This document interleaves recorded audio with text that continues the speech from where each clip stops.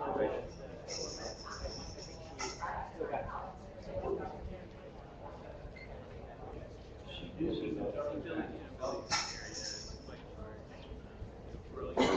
we okay to get started?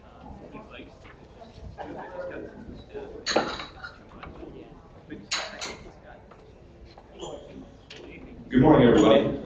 I'm here to introduce our first of our, it's actually really exciting. So this is the second year now we've done streaming program sessions online. So hello everyone who's joining us via the series of tubes that is the internet. Happy to have you here. I'm here to introduce Alexa Forster and Jessica Rashid, who are going to be presenting today on Sharing is Caring, the design and functionality of collaborative workspaces. So please welcome them to this presentation. Good morning. Thank you all for joining us today. A special hello to viewers that are online with us this morning. Just to give a quick little introduction into who we are before we jump on into our presentation. My name is Alexa Forster. I am a first-year resident director at the University of Washington, Seattle, and I work currently in a suite-style residence hall. There's two of us resident directors who work in a collaborative workspace among our building, and so there's a total of about 1,050 students between the two of us. For the past 3 years prior to this year, I worked also in a collaborative workspace as a program assistant with residential life at the UW, so hopefully have some personal experience that we can share throughout this presentation. I am Jessica Rashid. I am a resident director at the University of Washington as well in my third year at the UW. I currently work in Alder Hall, overseeing about 640 residents. I supervise a staff of about 11 RAs and 1 assistant resident director. I currently work in a collaborative workspace that houses 3 different staffs from 3 different communities. So 3 resident directors, all of our combined about 28 resident advisors, and hall councils utilize the same space along with another full-time support staff member. So that's a little bit about that. We'd also like to encourage our folks who are engaging with us online. There is an opportunity for you all to ask questions via the chat box. Brian Carrick, our lovely IT folk, will be helping to engage you all towards the end. So if you have questions that pop up as we're presenting, go ahead and type those in. We'll be sure to answer those at the end as well. Okay. Great. So some learning outcomes. Participants in this session will explore the following: the trend towards collaborative workspaces across industries, and then specifically in housing. Both the design, so structures built to be collaborative, and functionality, structures perhaps not built to be collaborative, but that are functioning in that way, in housing. Benefits and best practices for activating those spaces, really developed from our own personal experience and sort of trial and error. We want to be completely transparent that this presentation is not rooted or grounded in theory or research necessarily, but really in our lived experiences and the best practices we've developed. So we encourage you to take that in stride. And finally, opportunities for implementing these ideas at your own institutions. We'll have some breakout sessions that should get you engaging with some other folks, different ideas, things you all have seen, and then talking about how at your own institution, how might you implement those ideas. WORKSPACES core purposes that we plan to engage are defining and promoting best practices, which we talked about promising to today. Facilitating collaborative sharing of ideas. We think that that really is grounded exactly in what we're talking about with collaborative workspaces. And lastly, establishing future industry trends. We've sort of identified this as a growing inter-industry trend, and something we would certainly like to see continue to develop in housing. All right, so we're going to be talking about collaborative workspaces. That's obviously the point of our presentation this morning. So we wanted to define collaborative workspaces in terms of how we are talking about them today, so that you all understand when we mention that what exactly we're meaning. So we have 3 sort of buzzwords that we really have tied to our experience in collaborative workspaces, and those are create, connect, and contribute. So when we talk about collaborative workspaces today, we're talking about spaces that you can create and innovate with your peers and colleagues and students. A place that you can connect. We are going to talk about quite a bit how accelerated communication is going to be something it's really more of an expectation in these spaces in order to see them successfully functioning. And then the last piece is contribute, so making sure that we are contributing great ideas and thoughts and opinions in those spaces in order to sort of keep creation at the forefront of what we're doing in those spaces. So just a little bit about, we talked about discussions of trends, so where are we seeing this pop up in different industries? So as you can see from our list, the three top ones are all technology industry. And so Amazon and Google and Facebook, they've all built very large open office spaces in the past maybe 10 years or so. And so they really focused on having open offices, and we're talking like desk, and just very little doors and cubicle offices. And they have a lot of large conference rooms and almost like living room spaces where informal connection can happen, but in their workspace in particular, it's very, very open office structured. And then the last piece is, they call them co-working spaces. So these are spaces that have popped up probably in the last 10 years or so, and have popped up really all over the world, particularly in the United States, in Western Europe, and then in Asia as well. But these are spaces that are transforming buildings that were used prior for something else into spaces where you can actually rent a desk or a little space in them and collaborate with peers in the same industry as you, in different industries across the world. So it's been a really cool thing to see happen and research. So the two that we mentioned here, Newhouse and Regis, are both co-working companies that rent space out in Seattle in particular. So they rent to lawyers, to entrepreneurs, really to anyone who wants to seek a space where collaboration is at sort of the forefront of what they're doing.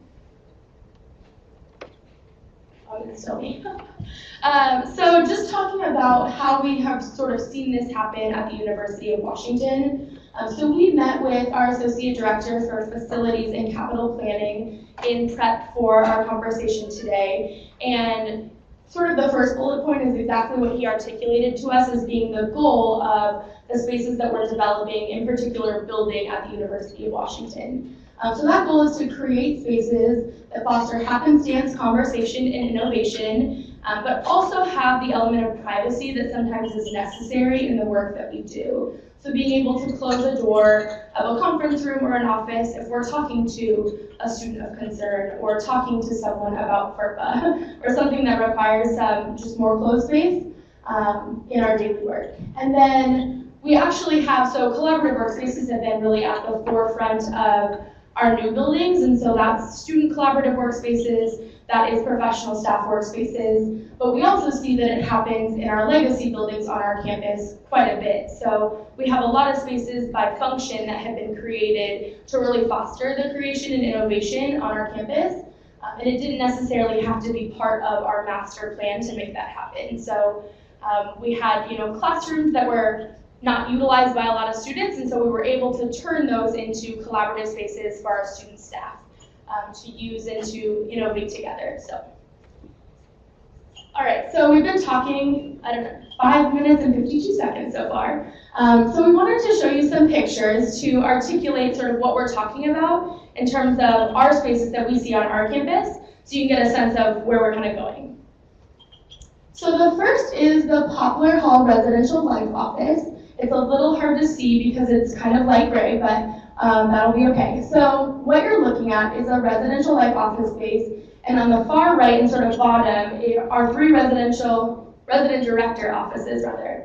And these resident directors all work in separate communities, so they're not tied by the same community population, but they co-work in this space and are able to connect with one another very frequently about the different communities that they work in. And then you can see to the left is a very large open space, and that is a space where we share resources. We have desks and large tables and little living room setups, and so our students are able to use those spaces to connect with one another, to create, it's like a poster making program innovation space. And there's about 28 students, resident advisor students, and then probably double that in terms of our student leaders that use this space. And then on the far left, it's very hard to see actually, kind of by that open space in the left corner, is a desk where our support staff member works. And that's the position that I was in for the 3 years prior to this academic year. So you can imagine just the hustle and bustle and the student conversations that you're listening to. It's a very crowded space, so we'll talk a little bit about how I was able to mitigate that as someone that didn't have the ability to close the door if I needed to have private conversations with colleagues.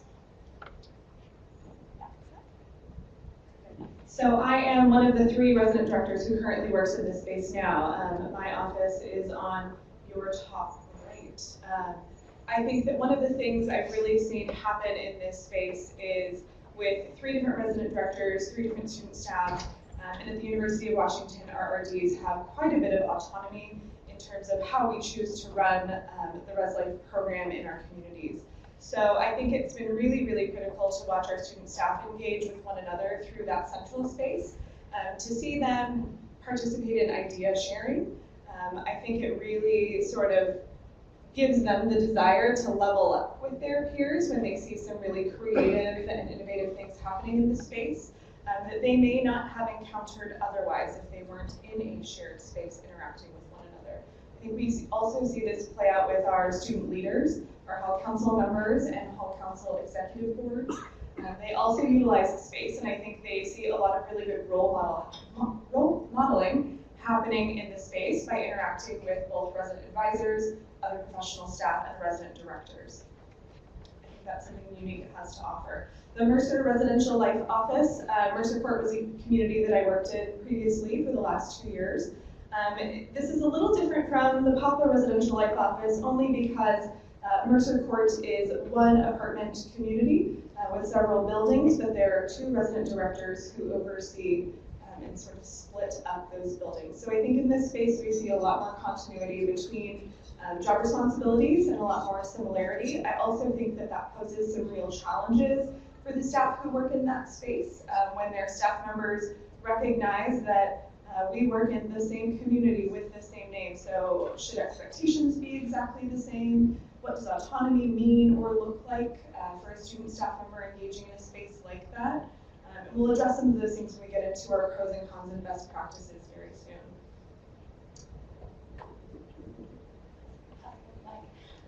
So the next space is the MCMAHON Residential Life Office. This is actually where I work currently. But what's unique about this space is you can see sort of like the dark gray box on the left, the Residential Life Office, was actually one larger room at one point in time, and by function understood the importance of having privacy, and so we're able to build 2 smaller offices in the back of our larger Residential Life Office that have nice, cool sliding doors, but really provide the privacy that's needed to have those tough student conversations, but really proximate to our students that we work with, and to our MCMAHON front desk. So you can see there's a mail room that connects our 2 sort of the residential life area of the building and then our desk services of the building. But what's really great is that if I have a question of our desk staff, whether that be a professional or a student, we have the ability just to go and ask that question and build those relationships face to face, as opposed to making a phone call or sending an email. So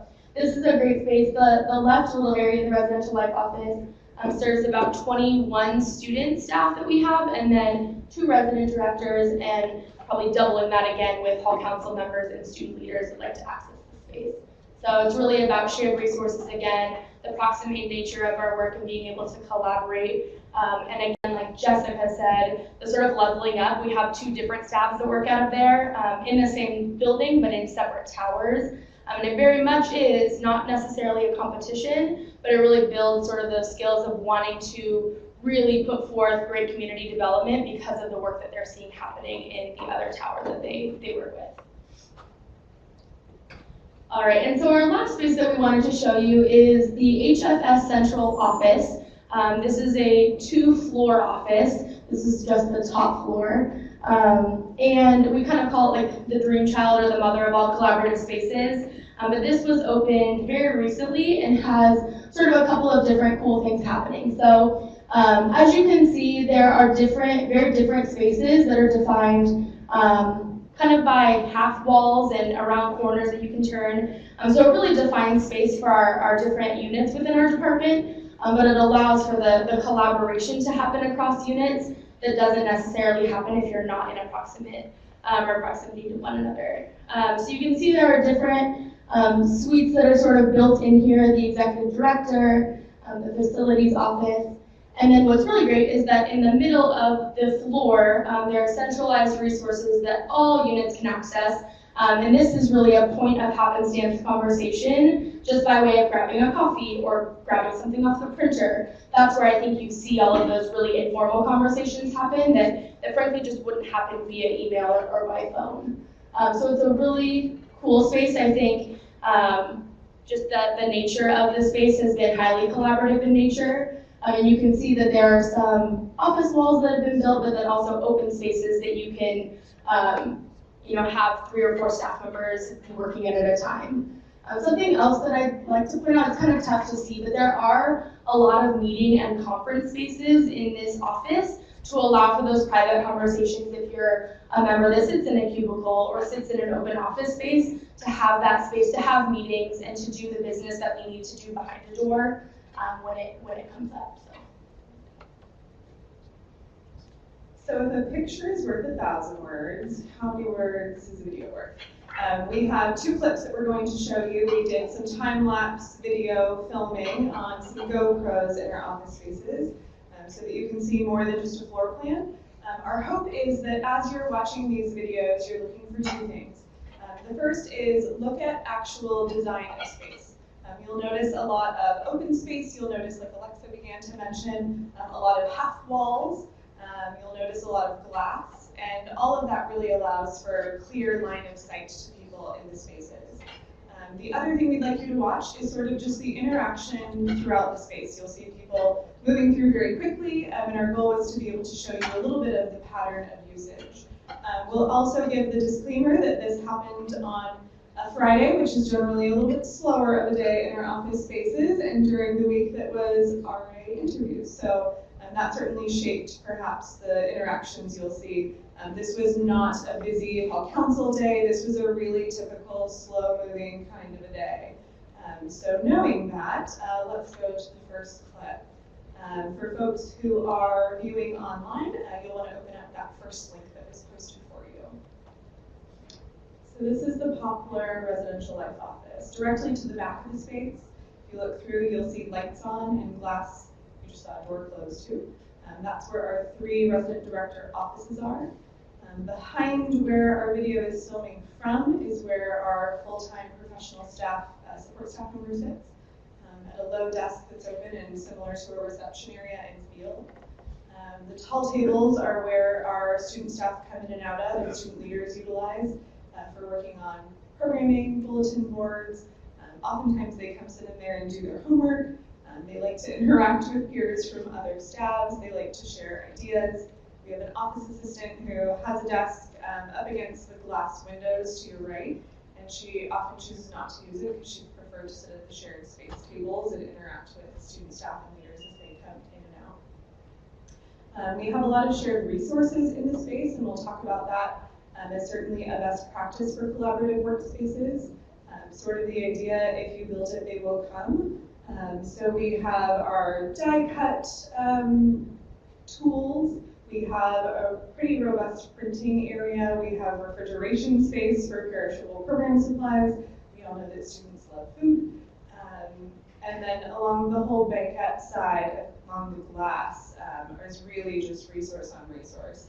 And then we have a small closet space that you might have noticed in the blueprints that would also be right behind us from this vantage point that houses large resources. So we have all of our sort of backup office supplies. We also have stacks and stacks of board games. No one ever knew you needed that many board games. We have them. And all sorts of other things that RAs or student leaders might want to access. So the second space we're going to show you is a day in the HFS Central Office. This is specifically the residential life suite. Again, you'll see a lot of frosted glass in this space, and that really allows for private conversations to happen when and where they need to. Along the right-hand side, right at the end of that sort of sharp wall that ends in your viewpoint, that just shifted, is a small meeting room that's all glass. You'll also notice that that wall that the camera was sitting on, which is now to your right-hand side, is all glass. So for folks walking around the suite, they're still visible, can see people inside and say, oh gosh, I came here to retrieve mail for the RLO, but I see our director, I need to stop in and ask him a question. Good thing I saw him, I should go ahead and do that while I'm here. So that just offers you a little insight into what exactly it is we've been talking about and describing. We're going to head into a breakout session now. Those are all of the treasures that we have at the University of Washington. We recognize that you all have years and breadth of experience in the room, and we'd like to tap into that too. So for our first breakout, you all should have some sheets on your table that reflect the same information that's behind us. You also should have sort of a one sheet with lots of note space on it. If you don't have a one sheet, feel free to raise your hand and we'll be sure to get those out to you.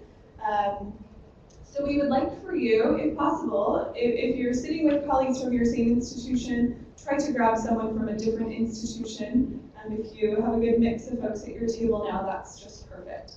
The goal right now is to explore sort of what have you seen? And maybe that's at your home institution, maybe that's at an institution you have visited, maybe it's an institution you have colleagues at, maybe it's from a past life in a different industry. I was in public accounting for 3.5 years before coming into this field, and I often think back to my days sitting in a cubicle when we were going through creating this presentation. So draw on any breadth of experience you might have. What have you seen? What have you heard about? Talk about that with the folks at your table so we can start to brainstorm. This is what we do, but what all is out there? You have some guiding questions, like I mentioned. The first of those is, have you observed or experienced a collaborative workspace by either function or by design? If so, in any capacity, describe the physical space with one another. What was the space used for? Who used the space? And what made the space collaborative? How would you describe that? And be ready to have a group member who's willing to share out. So we're going to give you about maybe 3 or 4 minutes to chit-chat with the folks around you. Sort of start to draw out a big list of all of the ways that you've seen spaces be used or created collaboratively. And we will head around and learn some things from the group out here. For folks that are joining us from online, we have a handout that is attached to the web stream that you can open, and there are note sections and a handout about the breakout questions if you want to have something in front of you. So that's a good resource to use as well. Oh, that's a great idea. Sorry, we're getting chatting from our IT folks, but if you have ideas, we'd love to have you add them into the chat box because we would love to engage you in that way. So if you have any really great things that you've seen at prior institutions, feel free to let us know. Couple of minutes. This is the part where you talk with one another.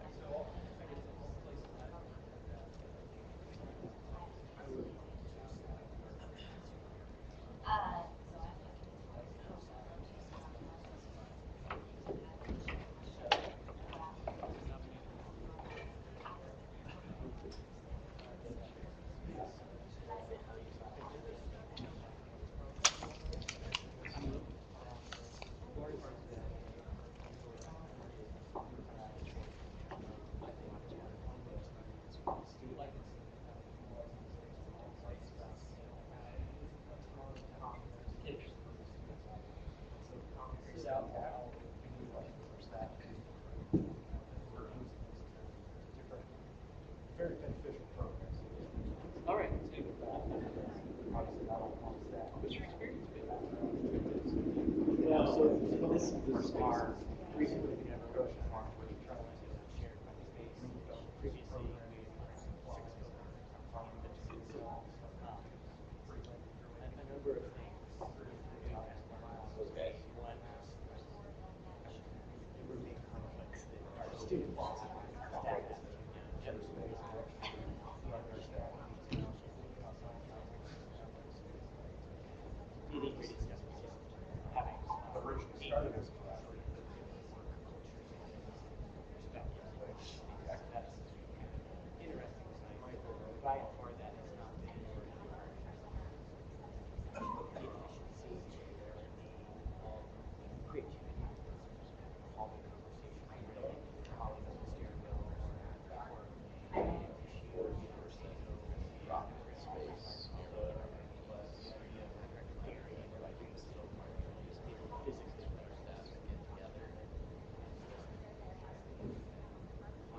mid-level staff are actually meeting with employees.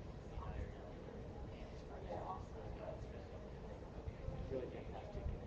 We moved to relatively modest quantity. Really need to have a design sheet via supervision and inside 280 square feet. Our department almost all of our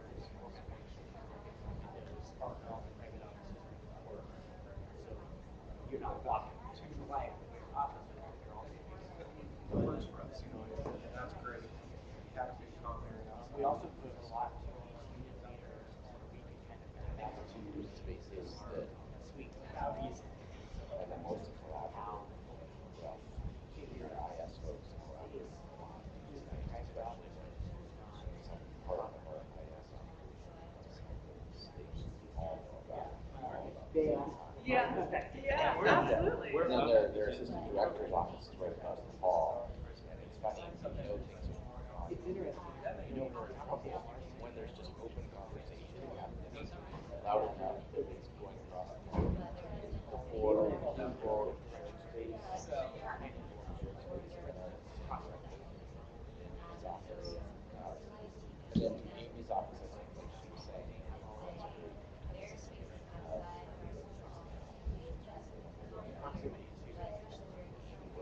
It's a big problem. Because we're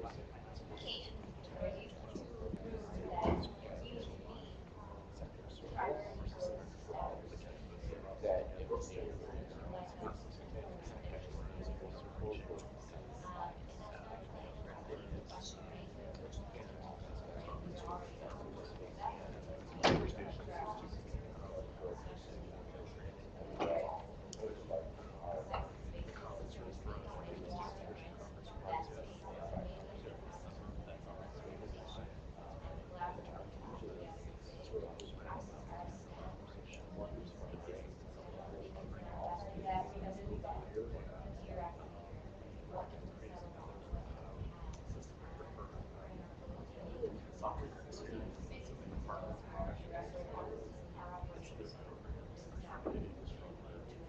We never talked about this too.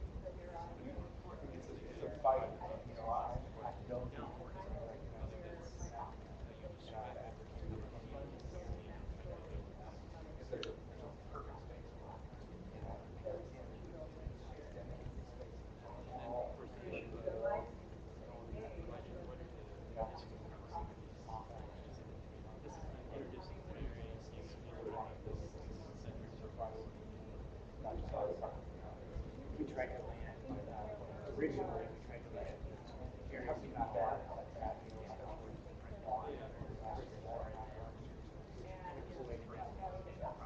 So on one hand, it's like, this is fantastic.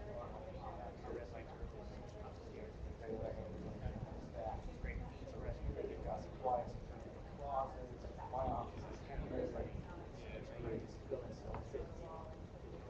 yeah, tough conversation. And then the smaller part, don't have to cover that. We were there.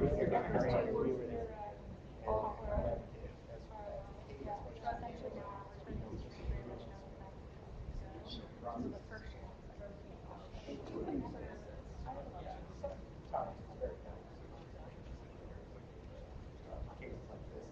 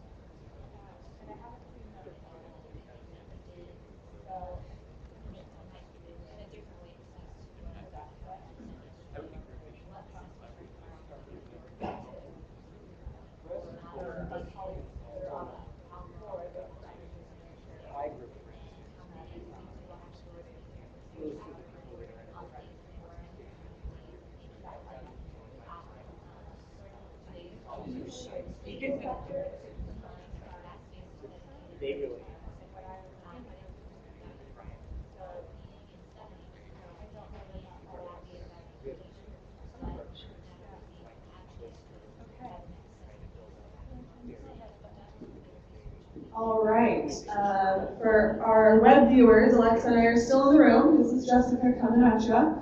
We are going to pass the microphone around to some folks who we'd like to share out. And we're going to do that via microphone so you all online can hear us. Who would like to tell us about a collaborative workspace that you have seen, heard about, experienced in some way, shape, or form? Great, Dave. Share with us.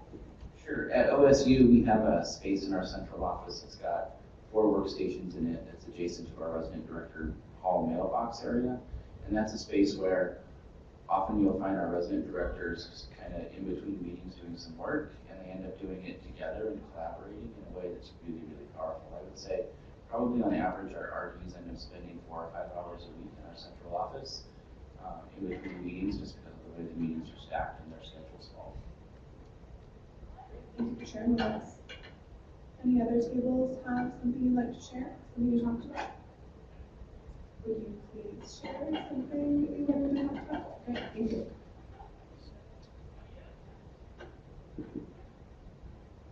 Hi, so we were talking at my institution from Southwestern Oregon. It's a small institution. We're all apartment style. We only have a couple of collaborative spaces. And what we're experiencing now is that our collaborative spaces are kind of going away from us, and we're losing control of those to the needs of students. And our primary collaborative space that we were trying to transition to our RA workspace and turn into our staff space got commandeered for after-hours tutoring, so you can't even be mad about that because it really fills a student need. It's a priority of the department and the institution. And so it's tough because on one hand, you really want to advocate for that collaborative space because it is so critical, but on the other hand, that students need those spaces. And so we were just kind of discussing, that balance of how do we find our needs and how do we find those spaces, and are we taking away too much, are we giving up too much? And that balance has been really tough for us to find. And I mentioned we've moved our programming materials and all of that stuff probably 3 or 4 times over the last school year to whatever open closet happens to be open when they take whatever space we do have away from us. And so it's been a challenge for us at Southwestern, and my office has turned into kind of that central area now. And so 3 or 4 RDs will just hang out in my office all the time, which is fun on one hand, but on the other hand, it's sometimes I got to get stuff done, and so I have to kind of kick them out of there. But yeah, it's been a struggle for us at Southwestern, but the smaller institution, we just don't have a ton of available space to use. Thank you so much for sharing. We have some online questions. Wonderful. Oh, we need a mic. We need a mic today. Thank you. Your colleagues at the University of Washington Residential and Central Office shared that they discussed the different contingencies of the collaborative spaces, such as the RDs, ultimately going beyond the physical borders of the space itself. Also talking about distribution, common resources, how the kitchen will be used, noise reservations, anticipated guests or groups, etc.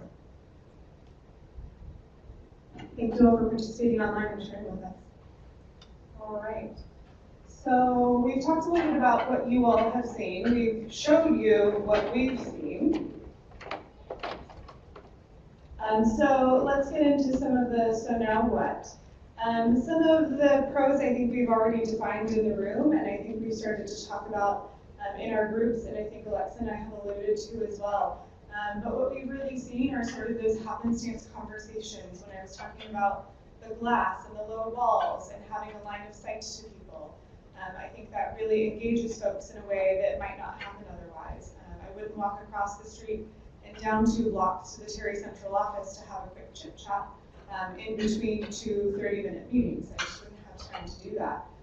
But in my own space, because there are other people I'm interacting with, I can have those conversations.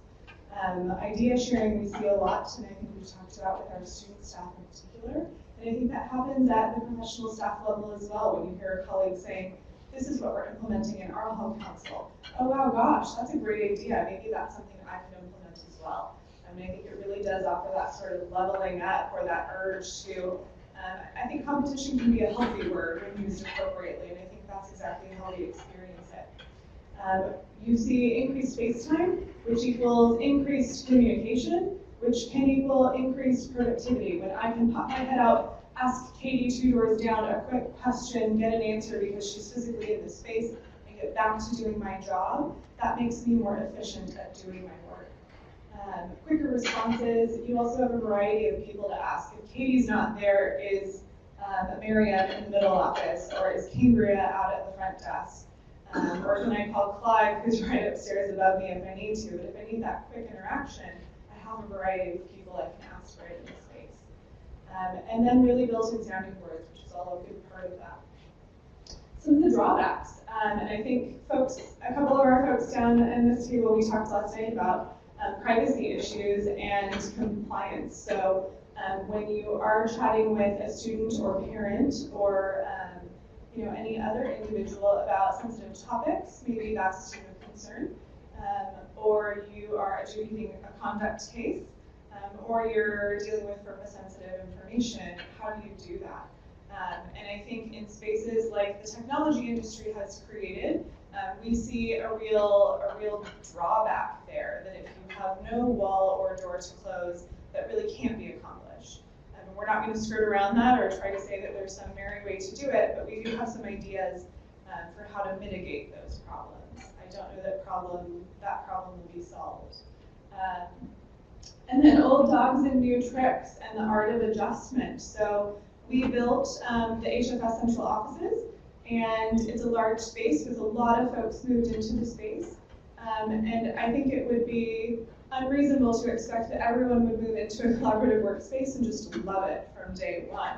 If you're used to having privacy and you're used to having your own space and area, learning how to engage in a collaborative workspace effectively, feeling like you can still be productive, learning to not be distracted by the quick pop-ins and happenstance conversations certainly takes a learning curve. So I think a best practice, and we'll get right into those, for those sorts of issues is really talking openly and setting defined, clear expectations for the space usage.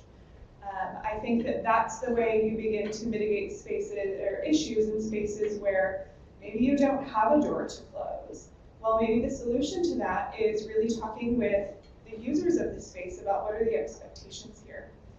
Maybe an expectation is calendar sharing and ensuring that you're not double booking confidential conversations. So maybe I have a student of concern on my calendar, and in the same space, if we don't have doors or walls or doors to close, can't close the wall.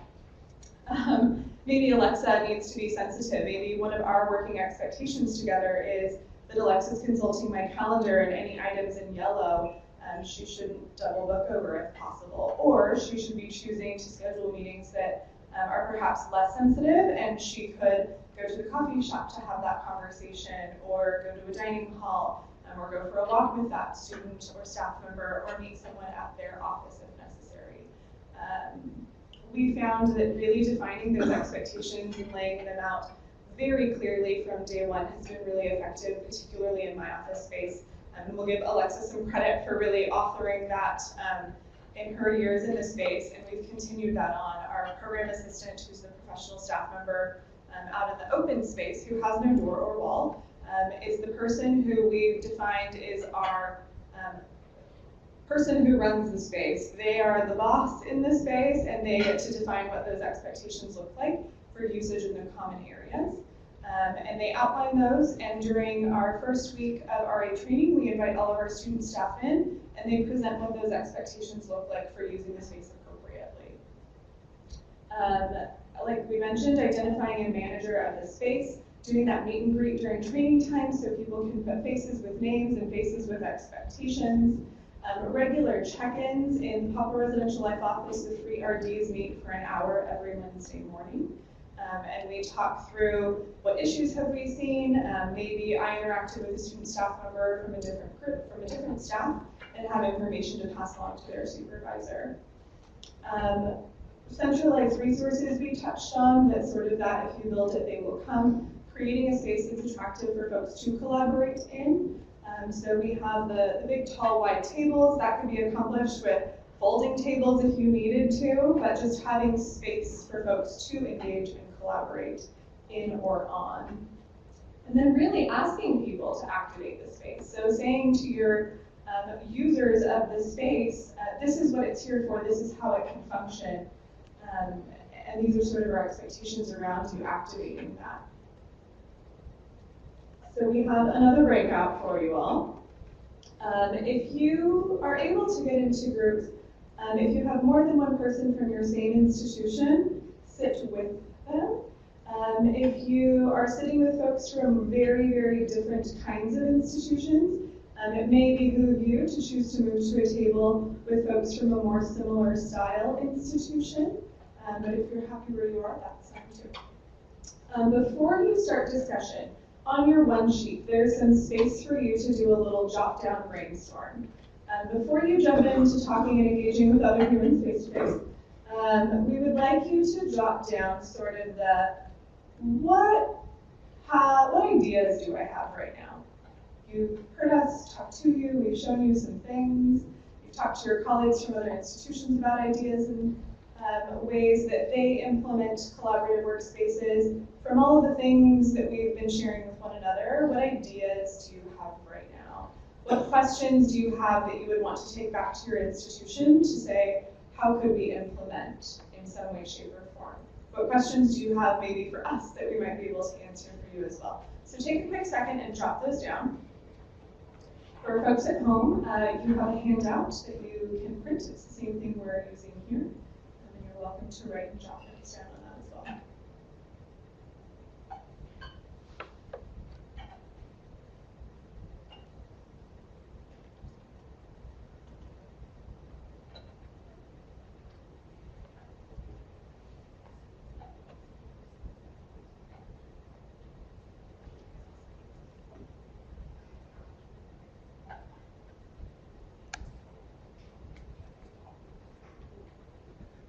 All right, if you've had a chance to write some things down in your groups, we have some guiding questions. So, how have you seen collaborative workspaces take shape on your campus? Maybe that's within your department or elsewhere.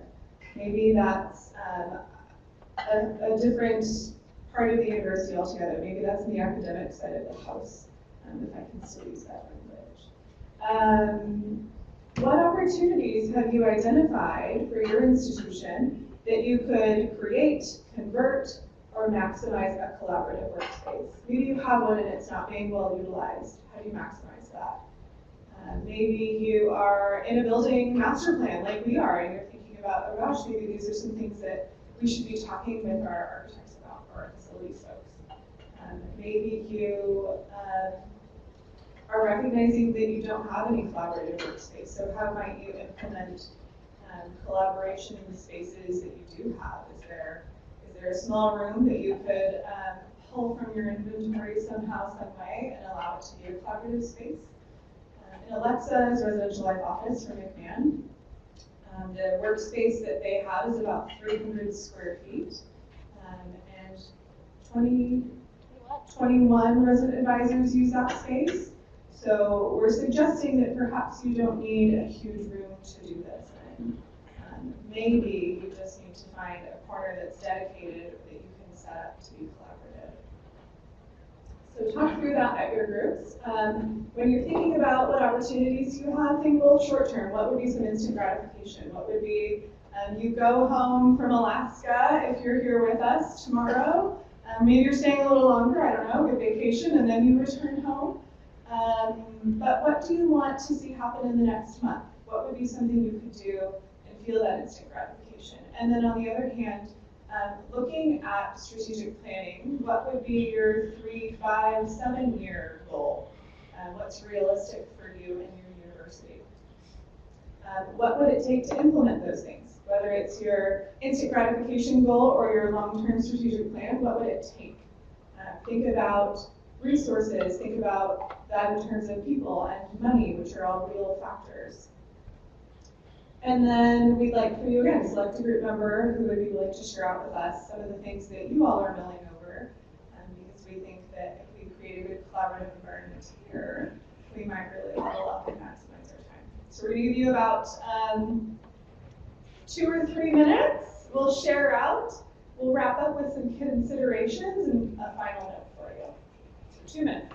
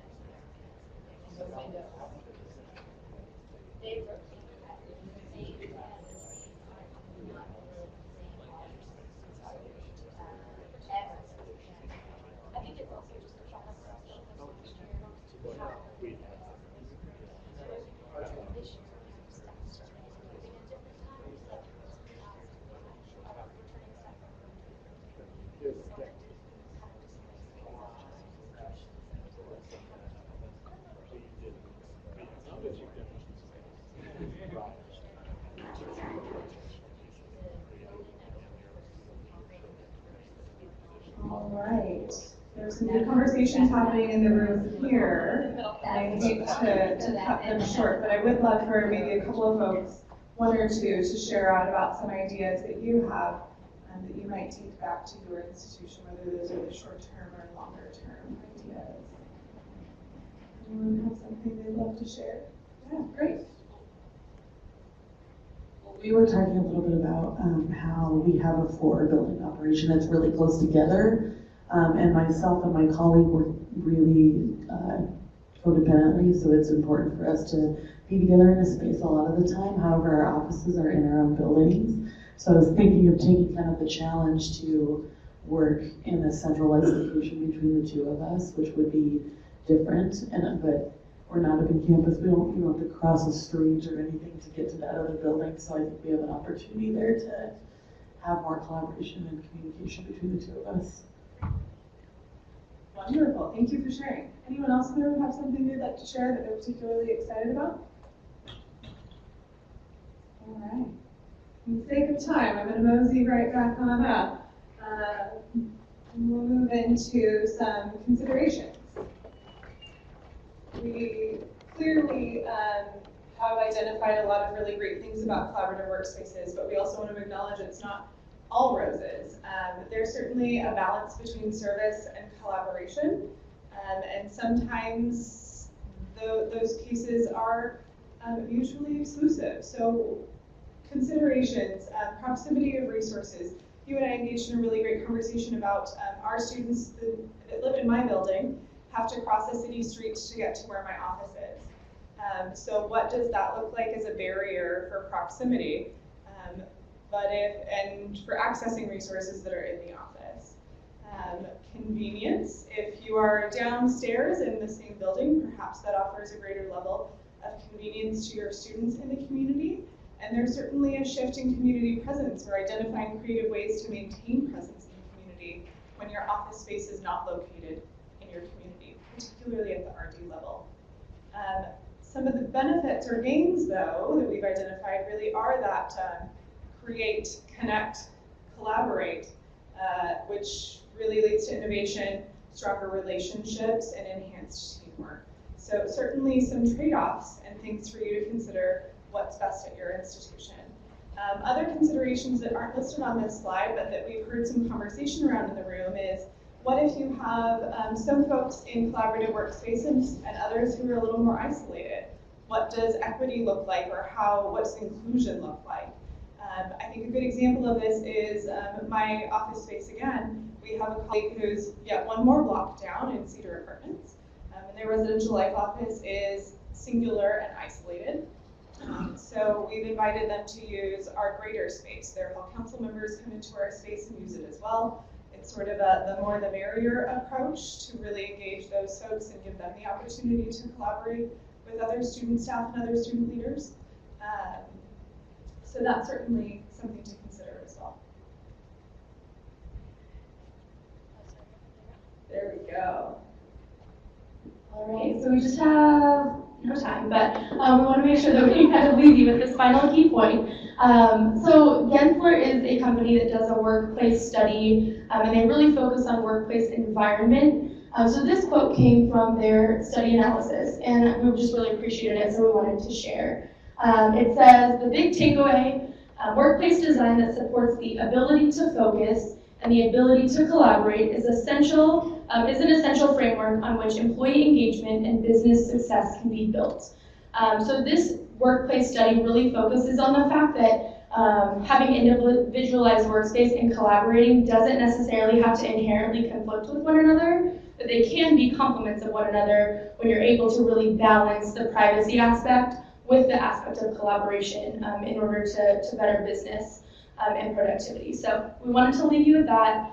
Again, we're kind of over time, so if you have any quick questions, we'd be happy to answer them, maybe off the screen. We want to thank you all for being here so much, and thank our online viewers for joining us as well. So thank you, and we hope you have a great rest of the conference.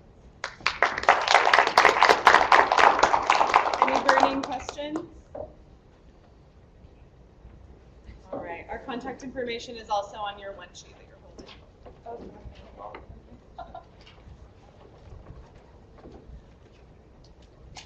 All right, thank you very much for sharing that session with us. In lieu of a presenter gift, we've actually made a donation to a local nonprofit called Identity Inc. And for the folks online who aren't aware of what that is, that's an LGBTQ advocacy group here in Alaska that focuses on outreach and support of youth and allies. So thank you very much for sharing your session with us today and for the rest of the process. Thank